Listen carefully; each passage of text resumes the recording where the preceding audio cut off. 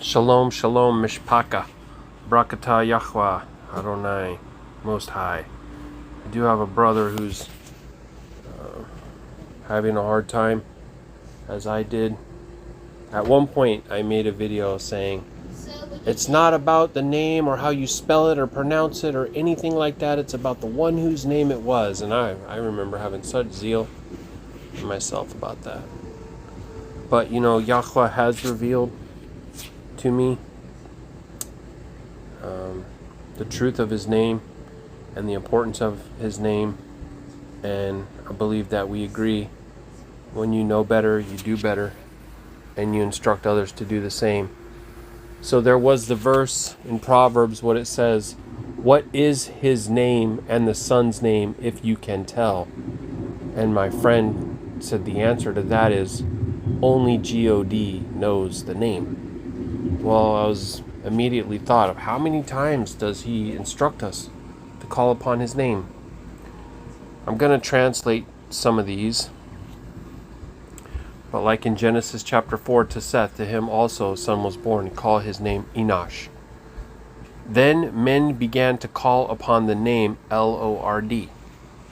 Genesis 4:6. Genesis 4:6. Wait, that's not right. Sorry, 4:26. Bear with me, I'm tired, it's been a long day, but I just feel led to put this out.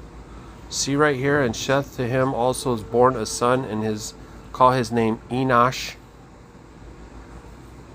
Then men began to call upon the name of Yahuwah. So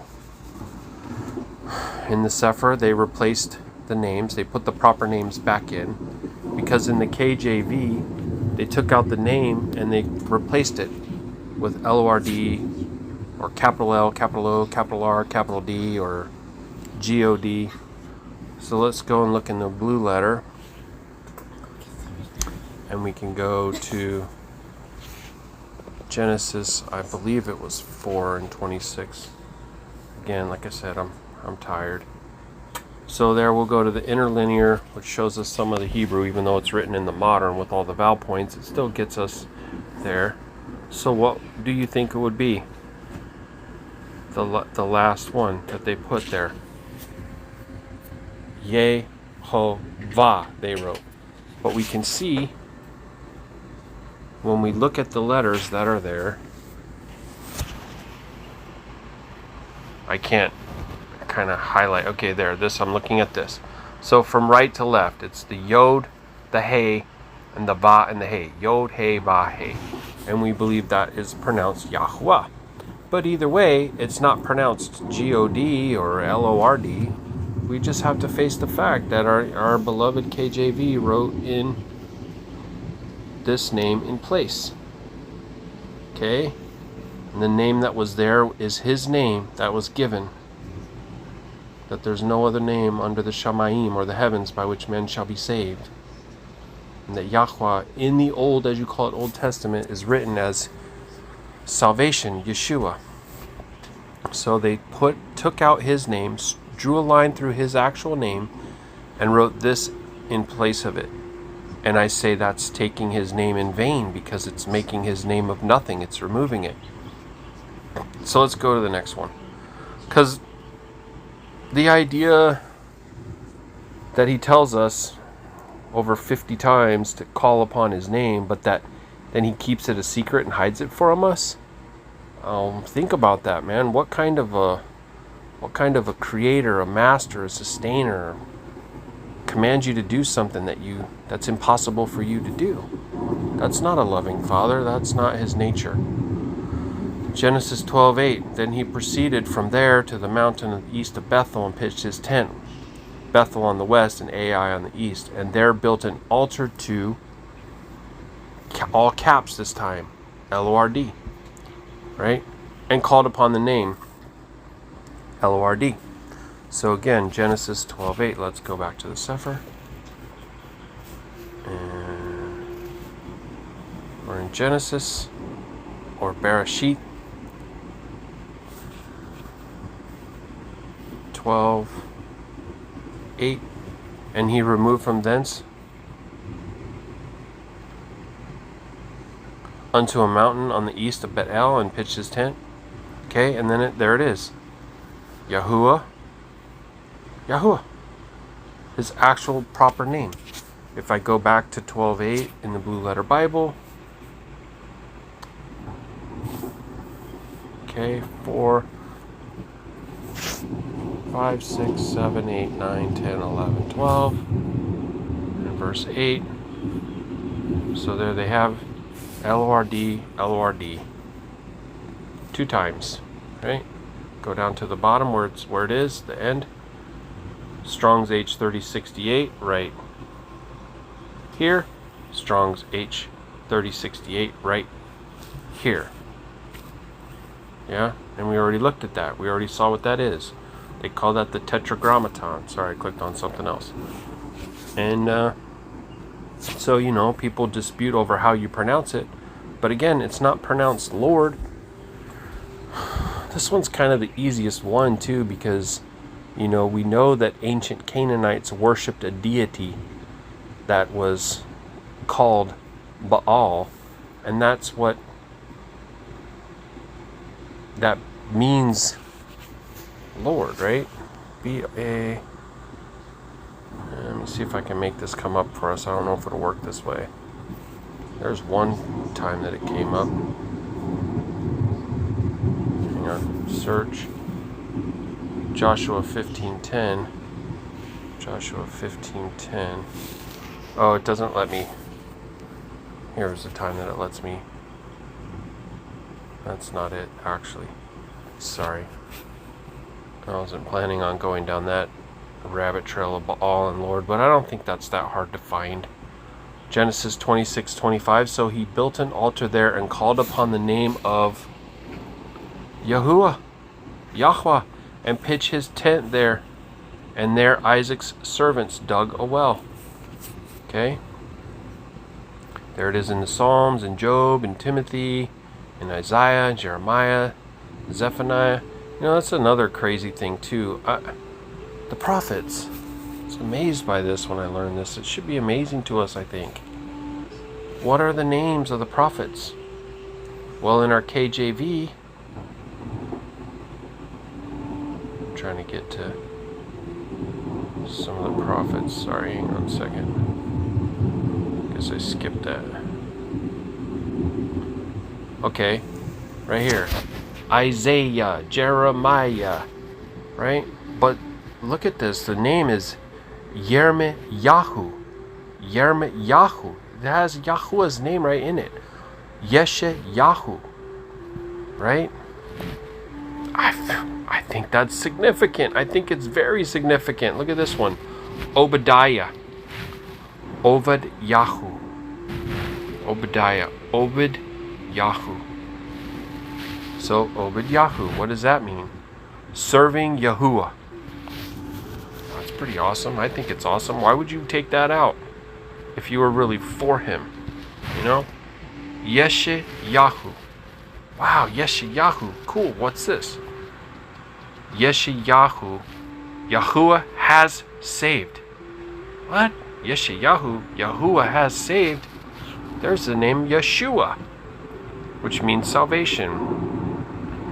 Wow, that's amazing. That's a great one right there. I love that one. Yirmiyahu. Yahuwah will rise. Hallelujah.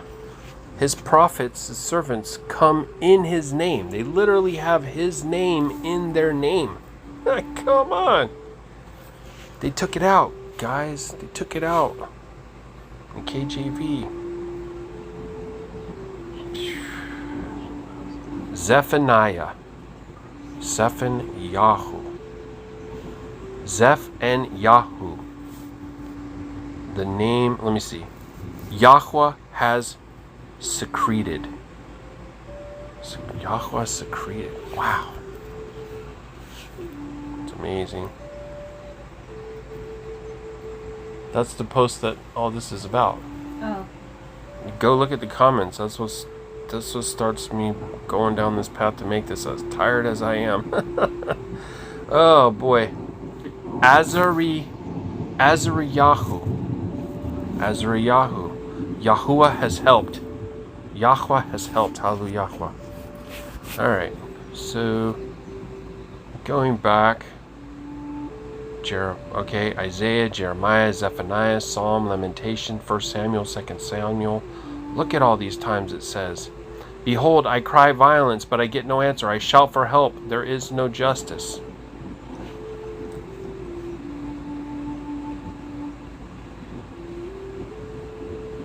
Even this one, if you look at Psalm 4:1 right here, right? Psalms 4:1. Let's go check that one out. Oops. Psalms. Too far. Psalms.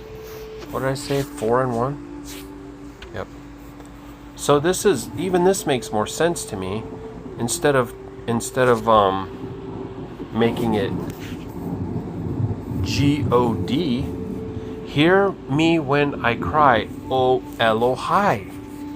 Elohai, all capitalized. The male singular form tense, when bold, specifically used in plural, thus specifically are the supreme Elohim, the creator of the heavens and earth. Why wouldn't we just use that? Or Elohim. And I know that there's resistance to accept the possibility of what I was saying about G-A-D and M-O-N-I, What was that verse again, honey? Can you remember? Shoot. Isaiah something. It's like Isaiah 11:5 maybe. I know I'm going out on a limb here trying to look up something without preparing myself. I'm sorry. I'm just firing from the hip here. And I know that none of us can pound anything into anybody else's head, right? It's all work of Yahuwah that gives eyes to see. And let's see. I have it in the video that I did. Let me see. Yeah, not now, guys. Trying to get me to sign up for every darn thing. I don't want any of your stuff. Okay. Oh. Can you turn that? Okay. Oh, that's fine, actually. Let it go ahead. Thank you. Sorry, I didn't know what was going to pop up on there.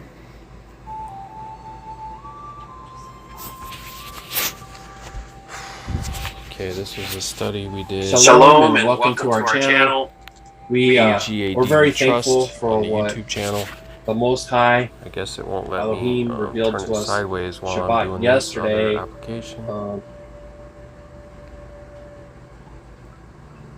Is not the name of the Most High. There we go. It's not easy. And it's all it would. I don't know at what point I actually get to the scripture.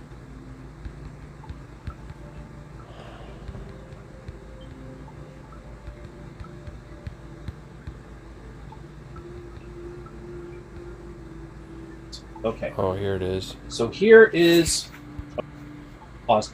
We have to be good Bereans, and we have to test and study all things. So we got to look these up in different versions. That's what it was. 65 and 11. So 65 and 11. And so I read this. But ye are they that forsake Yahuwah, that forget my Kodesh, or set apart mountain, that prepare a table for Gad. It says that troop. Fortune, a deity of Babel. So is there a Babylonian deity pronounced G-A-W-D, God? Yes, it's still showing you right there. And that furnish the drink offering unto many. Many is fate, that number. So if we go to Isaiah 65:11 in our, no, it's not in KJV. Sorry, in our KJV, Isaiah 65 and 11. interlinear. Okay. Over here on the right, we'll read down on the right side until we find the words we want to examine, in case you aren't familiar with this. So just showing you. But ye, they that forsake, the LORD, which is what? We already talked about this. Strong's H3068. So it's going to be Yod He Bod He, which is Yahuah. Oops. Sorry, I'll get back to where I was. Just bear with me. Okay. So they forsake Yahuah. They forget his Kodesh mountain, which to me, when I think of that, I think, okay, well, that's where he gave the Torah to Moshe, the commandments, and we're going to look at that in just a second. Okay, so we'll come back to that idea. But, you know, they forsake the name, the one true Elohim, the creator and sustainer of all things, Yahuah Sebaot, and forget the holy mountain, or Kodesh mountain, and they prepare for that troop. Man, this bothered me. Why are they writing it in there, for that troop a table, and that furnish unto that number? What does that even mean? Are you talking about that troop and that number, like, oh, we are legion, we are many? Are they talking about demons and wicked Ruach Hakodesh? Well, actually, they actually are, because they're talking about foreign deities. Gad is it going to let me? It's not going to let me copy that. Right here where it says outline biblical usage, Gad, God of fortune, from Babylon.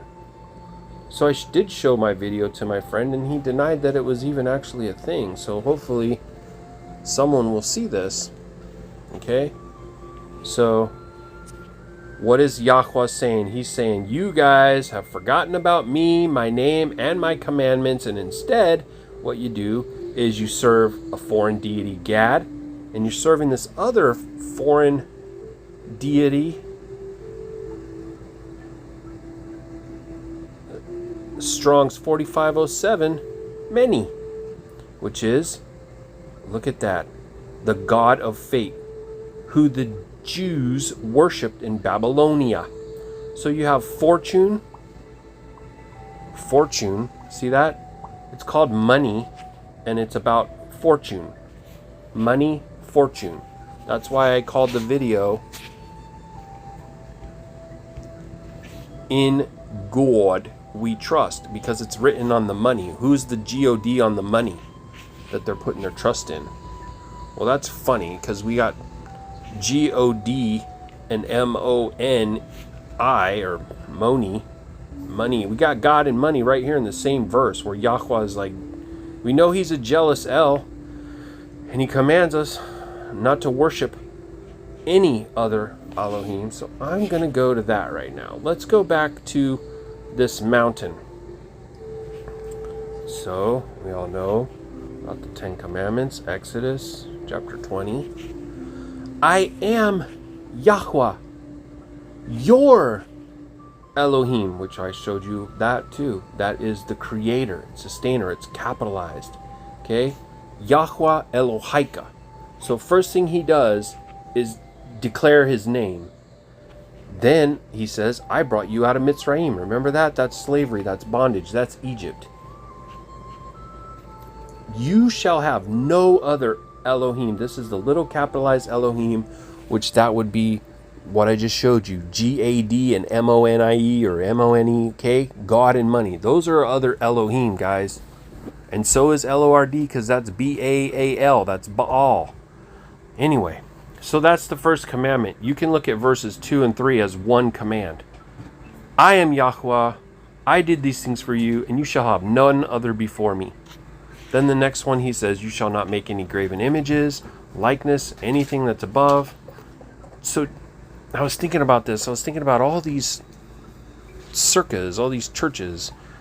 They say they keep the commandments. They like the 10 commandments. But the 4th commandment, they don't want nothing to do with that one. Everyone that knows that and acknowledges that they don't keep the Shabbat, the Sabbat right here. Remember the day of Shabbat to keep it holy, because they changed it to Sunday. So they already violate that, so you're down to 9. But what if you actually took other Elohim and put them in place of Yahuah in your sun worshiping cult? Okay, you'd be violating the first commandment. And then what if you had images like, I don't know, like Caesar Borgia, right? And him hanging on a cross, whatever that, well, that's a violation. That's a graven image. So they break that one. So you got first one broken, second one broken.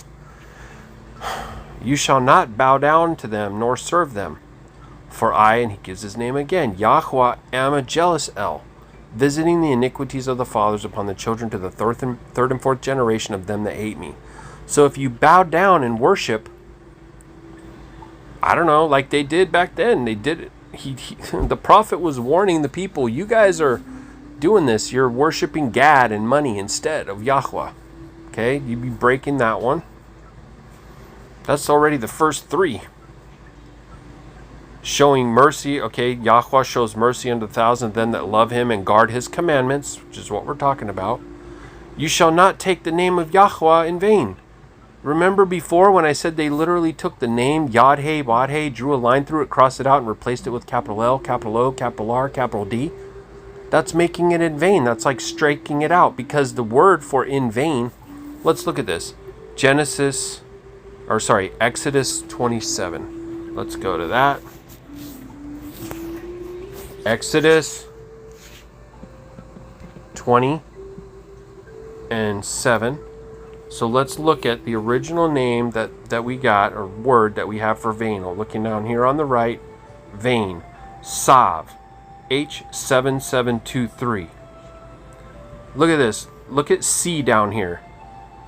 Worthlessness, empty speech, lying, nothingness, vanity. So what if you strike his name out and write another false name right on top of it? Have you not made his name worthless? Have you not made his name worth nothing? You've tried, but you didn't succeed. And when I say you, I'm talking about the enemy. I'm talking about Hashatan and the workings in all these different religious systems of men. This is what's going on here. You shall not take the name of Yahuah in vain, for Yahuah will not hold him guiltless that takes his name in vain. Remember the Shabbat and keep it Kodesh. So, you love Christianity and the church so much and you think it's different than Rome? Well, then why did they disobey this commandment the same as Rome then? What do you feel about their Christmas and Easter? What about when they have an Easter egg hunt at your church? Is that okay?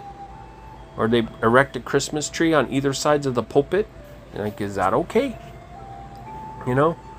So we got to 4 so far, and my argument is that the ones that you're defending, you're saying are good and all this, according to Yahuah, they're not. They're already breaking 4 of his commandments, and they teach others to do the same. Teaching others to do the same. And let me just go ahead and continue down here. Please bear with me. Okay, the Shabbat, the 7th day is Shabbat of Yahuah. You shall not do any work. Your daughter, your maidservant, your manservant, your cattle, nor the stranger that's within your gate. For in 6 days Yahuah made the Shamayim and Haaretz, the sea, and all that's in them, and rested on the 7th day. Wherefore Yahuah Baruk the day of Shabbat and hallowed it. Okay? You think he went through all that? You think he did all that just to turn around and change it later to the Sol day? Sol day means sun god. That's what day means. No, I'm not saying it. I'm saying it in the Latin. It's S-O-L, then D-E-I, like a deity. Honor your father and your mother, that your days upon the land which Yahuah gives you. Honor your mother and father, that your days may be long upon the land which Yahuah gives you. So there's a command with a promise right in the same command. People always say that. And hallelujah. Shall not kill, shall not break wedlock, shall not steal, you shall not bear false witness against your neighbor, you shall not lust after your neighbor's house, his woman, maidservant, manservant, ass, or anything at your neighbor's. This is all about coveting. And all the people saw the thunderings and the lightnings and the noise of the shofar and the mountain smoking. And when the people saw it, they removed and stood afar off. Isn't that interesting? Because it doesn't sound like the kind of thing that you'd forget. And in Isaiah, it was talking about how they forgot his Kodesh mountain. And they said unto Moshe, speak with us and we will hear, but let not Elohim speak with us lest we die. Moshe said unto the people, fear not, for Elohim has come to prove you, and that his fear may be before your faces, that you sin not. And I say amen to that, because the fear of Yahuwah is, they say, the beginning of wisdom, and this is an important thing so that we don't sin. But when you have another Lord that you worship that gives you the idea that you don't have to do these things, then you don't have the fear of Yahuwah Elohim and his statutes and his commandments, because you just go, oh, there's grace for that too, there's grapes for that too, no worries. You know what I mean? How's that not encouraging people to break his instructions? And the people stood afar off. Moshe draw near. Okay, I'm going on here for a purpose. Please bear with me. Here, so in verse 23, look, we have another commandment. I'm trying to understand why this isn't. It's like, it's not 10 and then you stop. Ye shall not make with Elohai silver, neither shall you make unto you Elohai of gold. An altar of earth you shall make unto me, and shall sacrifice thereon your ascending smoke offering, your peace offering, your sheep, your ox, and all the places I record my name. I will come to you, and I will Baruk you. This is an interesting one. If you make an altar of stone, you shall not build it with hewn stone.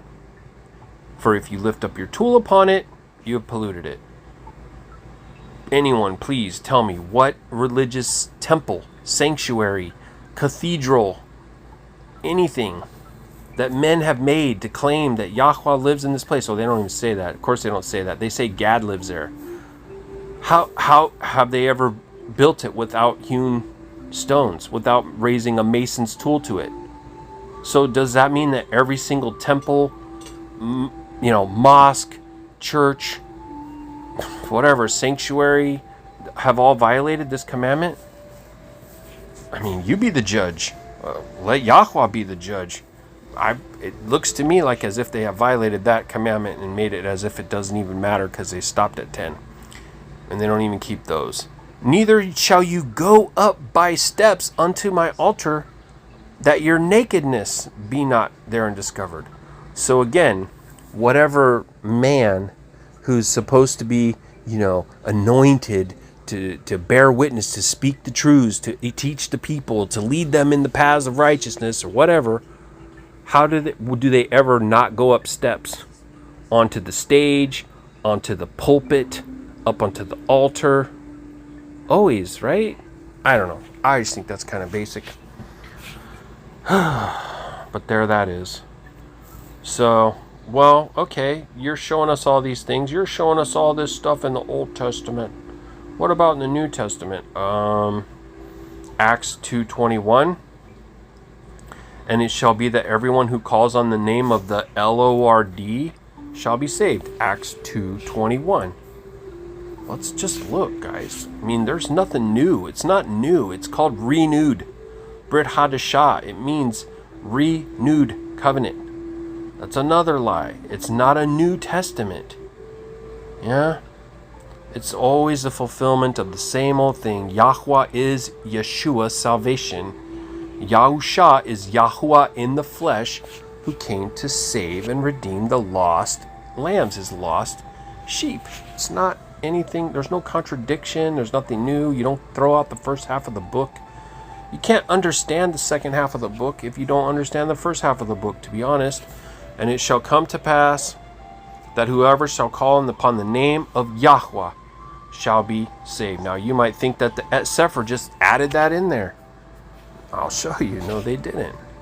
Go back to your interlinear. Be a Berean. Search and study the scriptures that you may know that these things are true. Be prepared to make a defense, in or out of season. Here it is, 21, interlinear. Scroll down to the bottom. And it shall come to pass, whoever shall call on the name of... Oh, look at what they did with the Greek. Isn't that something? They put in 2962. Krios. This belongs to deciding master. Lord. Possessor or disposer of a thing. Owner. This is a title given to God, the Mashiach. Wow. Just a point of consideration. Can you imagine if they referred to the Savior as a demonic entity of GAD earlier, that'd be pretty horrible. That'd be pretty horrible. That's kind of like replacing bitter for sweet and replacing good and evil. Well, that's just heartbreaking, to be honest with you. So does that mean that every time there's a reference made in the New Testament, Romans 10:12-14, let's go back and look. Romans 10:12-14.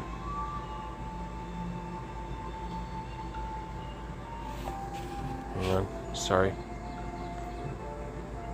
Oh, 12-14. So 12. Even though if Paul's quoting the old scriptures, the Old Testament, are they going to replace the name with something else? Yep, they did it right there. Cryos. Oh, that just breaks my heart.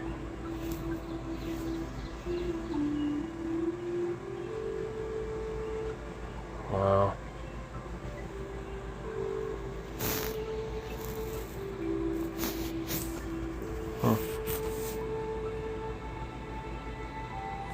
Romans 10:12-14. Let's look in the Sefer.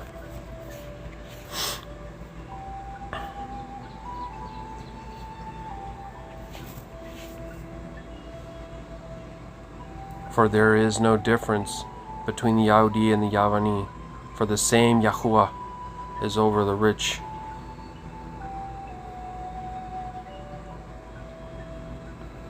Over all is rich unto them that call upon him, for whosoever shall call upon the name of Yahuah shall be saved.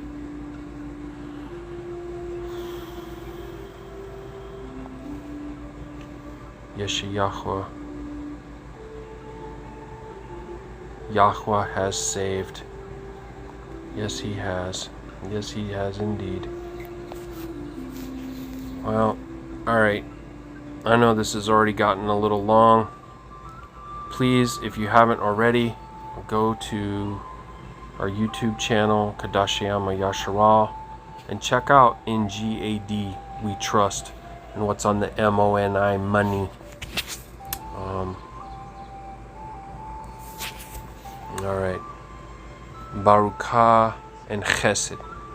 Baruk and Chesed from our Adonai Yahusha HaMashiach. Aman.